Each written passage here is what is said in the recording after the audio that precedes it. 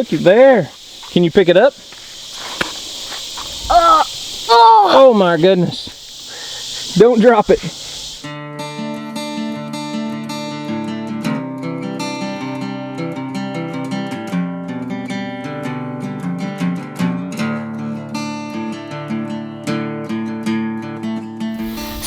What's up, guys? It's Daniel and Houston from Arms Family Homestead, and today we are going to be showing you our garden. That's right. It's been super hot, super dry here in Oklahoma. We haven't had a drop of rain. Well, that was nice. We haven't had a drop of rain in several weeks. I don't know exactly when the last time we had rain was, but we're trying to keep everything watered well. But today is going to be a super special day because, Houston, a watermelon is almost fixing to be picked. That's right. I think we've got a watermelon over there that looks like it's ripe. So don't skip out on this. You said ripe. Ripe, ready to be picked. So don't skip out on this video. Stick around till the end because I think we got a watermelon that's ready to be picked. But we want to show you around and show you a few things before we do that. Here, watch out, buddy. Everything out here in the high tunnel, woo, is not looking great. Yeah, but we got some corn growing. We definitely got some corn growing back there. We've definitely got some corn back there. We gotta put them outside. We gotta put them outside because they are going crazy. So the corn's growing crazy back there. Tomatoes, we've been picking a ton of tomatoes. But Houston, you haven't seen this yet, buddy. You have got something on this plant right over here. Do you know what it is? No. Look, you're right here. Look right there. Oh my gosh, what is it? It's finally my first one. First one what? I don't know what they're called, I forgot. Fig. Yeah, Your first fig. Houston's got his first little fig right there. But this one possibly died a long time ago. But there's one thing really I want to show you in this high tunnel. So I bought some seeds off of Luke, the MI gardener, just for fun. This was something I'd never grown before. And we got some... And no, I'm not talking about the ugly dead cucumbers behind me. I'm talking about these yard-long green beans. I know. Look at these things. Hold them up, Houston, here. They're huge. Here, just pick a couple. Pick a couple and hold them up. They are huge. We've never grown these before. But they're growing like crazy right now, putting off a ton of beans. Look at that. They're called yard-long green beans for a reason, I'd say. Tastes just like a green bean. Houston, you don't want to try a bite, I don't think. Let's go outside in the outside garden, though. I want to show you a few things out there. So we'll start with, here's Houston's little sweet corn patch from Bumblebee Junction. I just watered it a little bit ago. It is doing awesome. Check this stuff out. It goes that way and then turns. This, I think this is a big... So Houston's sweet corn patch over there from Bumblebee Junction is doing awesome. It's growing like crazy. We're just having a hard time keeping it moist, keeping the water to it. But I wanted to show you this okra. So this year my okra crop is really short, like unbelievably short. Now it's starting to produce some okra. There's a few. See, there's a nice little okra pod.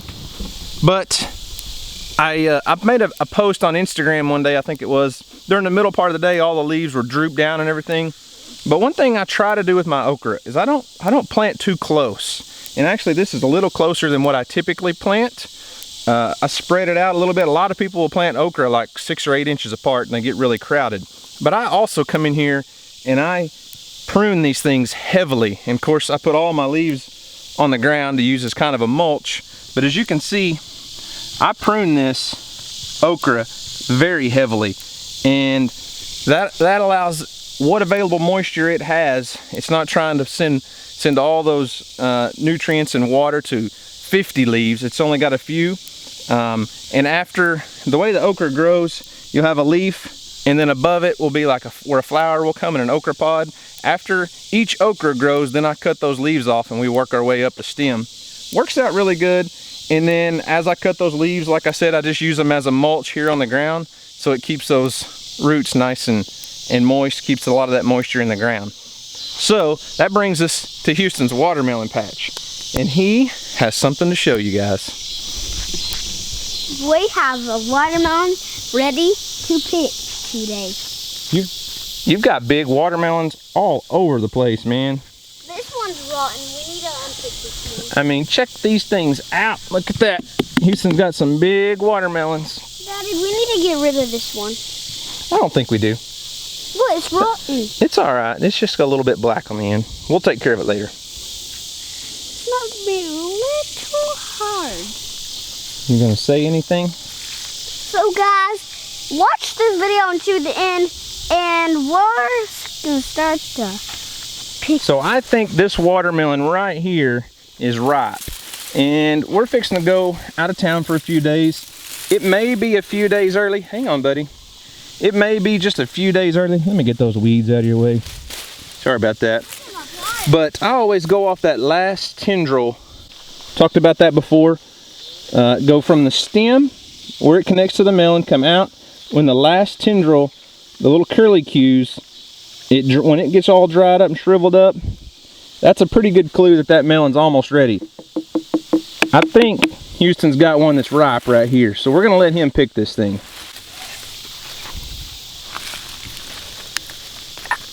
Oh, so hard to pick.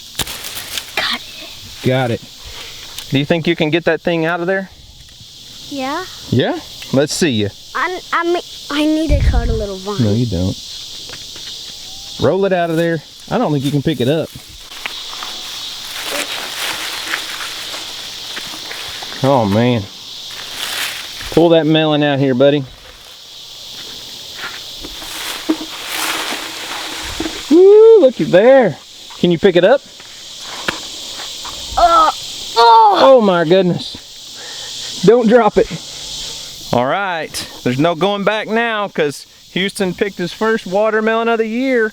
This is a really big thing for Houston. You guys know how much this boy loves growing these watermelons. So I hope we didn't pick it too early. This one's not giant. I'm really not sure what variety it is because my rows have all grown together and got all tangled together. So I don't even know if it's going to be a red or a yellow meated watermelon.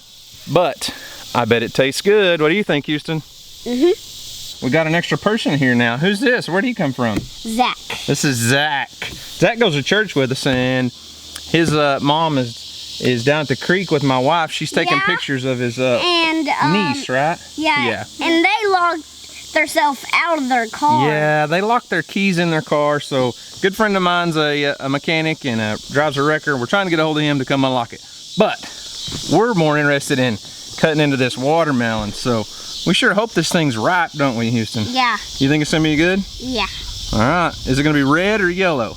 Red. I hope it's red. You hope it's red? Yeah. Oh, I can tell it's red! Is it red? Yeah, I can tell! What happened?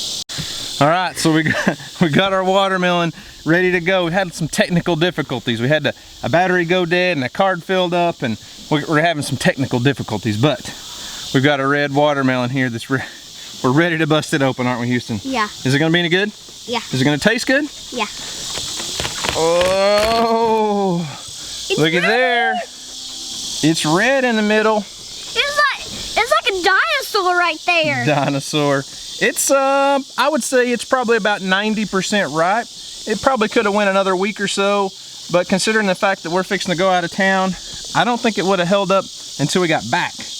But now, the important part, does it taste any good? So I got 2 taste testers here. We're gonna slice into this thing. Oh, we're gonna let my taste testers see what they think. We got 3 slices of watermelon. All right, boys. How's it taste? Good.